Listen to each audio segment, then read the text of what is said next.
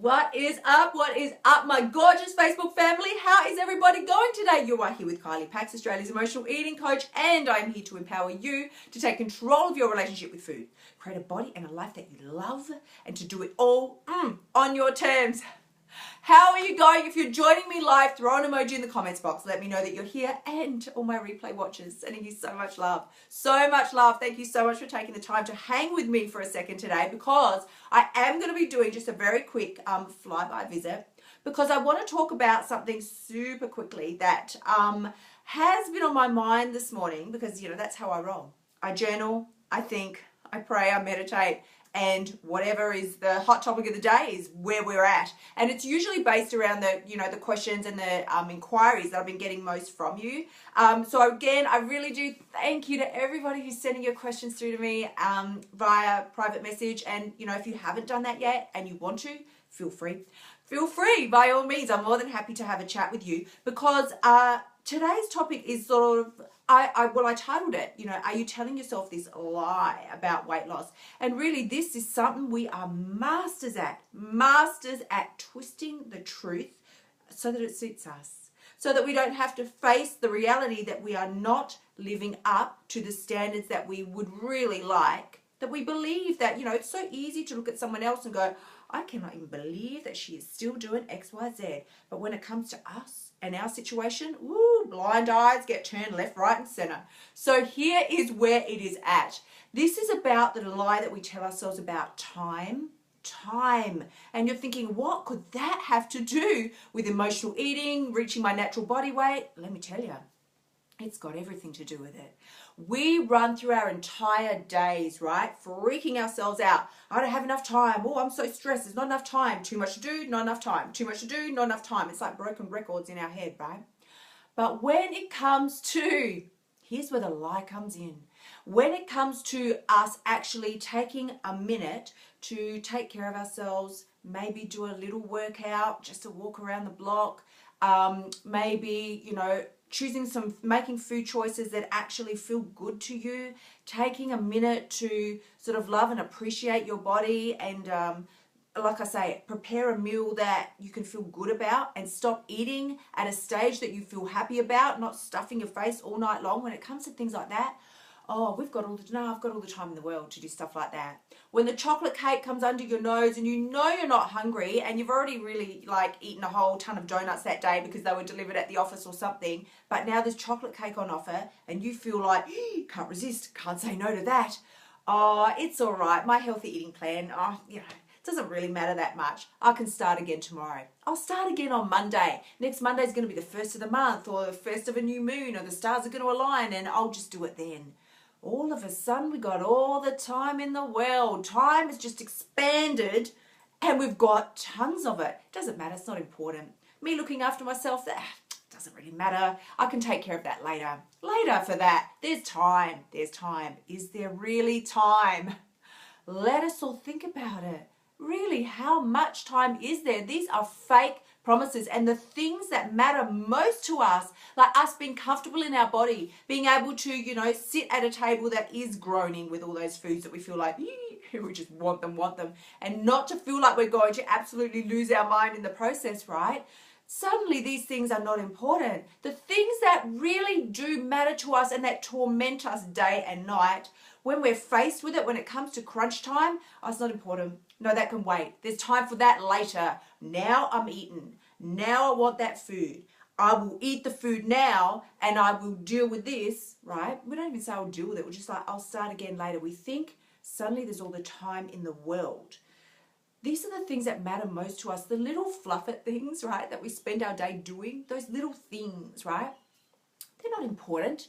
They are not important. Your inner peace, health, happiness, the size of your body, right? Like you being able to, and I'm not saying, you know me, I am not talking about us all reaching, you know, Victoria's Secret model size or something like that. That's for the Victoria's Secret models, right? It's not for you. You just want to reach the size that your body is supposed to be at, your natural weight, right? I've told you before. It's only 5%, is it 5? 5% of women have that Victoria's Secret model body, right? It's 5%. They're like the freaks of nature. We just want to be at our comfortable weight, at the body weight that our body wants to sit at, right? You know how we roll. So this is what it's about. It's not about being somebody else, trying to, just about kill yourself to look like somebody else. We know that, right? You know me, that's not what I'm about. It's about you reaching your natural body weight and being comfortable, being able to move in a body, live in a body that you're comfortable in, that you can move easily, your joints don't hurt, you can play with the kids, do the whole thing, right? That's what it's about. So I'm sort of saying here that with these things that matter so deeply to us, because our happiness really depends on it, right? Your quality of life depends on it. It's about so much more than can I fit into these skinny jeans. It's not important, right? At the end of the day, you just want to be comfortable in your body. But we put off our comfort, our happiness, our joy, like we got all the time in the world for that. That can wait. That's not important. When the chocolate cake is in front of us, all of a sudden, the things that matter so deeply to our heart get pushed aside. They skip all the way down the bottom of the to-do list. I want to tell you that it's so important not to step out of integrity with the things that you really, really, really do desire and want for yourself the most. Staying in alignment is the number one gift that you can give for yourself, because every time you step out, it hurts. Every time you find yourself standing in the pantry with a spoon, eating dry cereal out the box, going, your head is going, what are you doing? And you're like, shut up, I've just got to eat this now. You don't even know why half the time. Sometimes you've had a fight with the partner, or the kids are driving you crazy or whatever, but if you're feeling me, throw an emoji in the comments box, because I can tell you I've been there more times than I would ever care to remember. Things, when it gets to that point of desperation, you don't even care what you're eating at that point. You just got to eat. You just have to eat. So for me, in the past, I would stand there in the kitchen pantry, shut the door behind me so nobody would see me, right? Stand there with a spoon eating dry cereal out the box. In my heyday, I would eat dry cacao powder out the container, right? Hello, have we all ever tried dry cacao powder? It's bitter. That stuff be nasty. It is not even sweet. It's awful. But when you get that desperate, and then I would try to because I didn't want to make chocolate or do anything like that if I'd run out of chocolate. So I would shovel in a spoonful of coconut oil and then a spoonful of cacao butter. And in my head, I'd go, okay, this is like chocolate. I just was like losing it, because I just felt like I needed to eat, because I had stepped out of integrity and out of alignment with the things that really mattered to me. And the pain became so great that at that point I was like, I just got to eat. I've got to make this torment stop. And so all of a sudden, we find ourselves doing these bizarre behaviors, getting bitterly disappointed. And again, the promises of, I'll start again tomorrow. And you can barely stand being in your own mind, because the self-hatred and the disappointment in yourself and your behavior is so sharp and penetrating at that point that living inside your head is torture. The voices are shouting. The same voice that 3 seconds ago was going, just eat that cake, woman, eat it all. Doesn't matter that it's still frozen in the freezer. Drag it out. Eat it, right? Eat it. You got to eat it. And you're like, yeah, I've got to eat it. And we just shove it in. It's the same voice that 2 minutes later is like, I cannot even believe what you just did. You are so pathetic. And you're like, I can't believe what I did. I'm so pathetic. And it hurts. And it really does cause us deep, deep pain, because every time, right? Thank you. Yeah.